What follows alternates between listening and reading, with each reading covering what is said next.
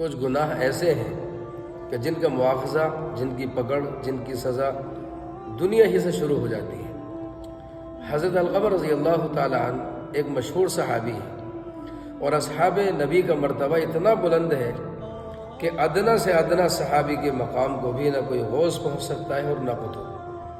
حضرت علقمہ رضی اللہ تعالیٰ عنہ کا آخری وقت ہے، صحابہ تلقین کر رہے ہیں، کوشش کے باوجود کلمہ زبان پر جاری نہیں ہوتا۔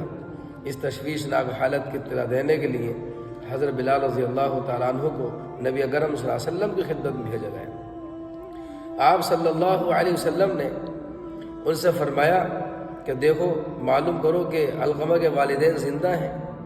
عرض کیا گیا کہ یا رسول اللہ، صرف والدہ حیات ہیں جو بہت بوڑھی ہیں۔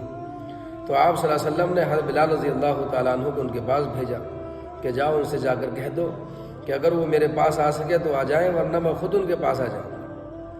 حضرت بلال رضی اللہ تعالیٰ عنہ نے نبی اکرم صلی اللہ علیہ وسلم کے پیغام ان تک پہنچا دیا۔ سن کر کہنے لگی کہ میری جان آپ پر قربان، میں خود ہی خدمت عالیہ میں حاضر ہوں۔ چنانچہ ڈنڈے کے سہارے آپ پہنچی اور سلام کر کے بیٹھ گئی۔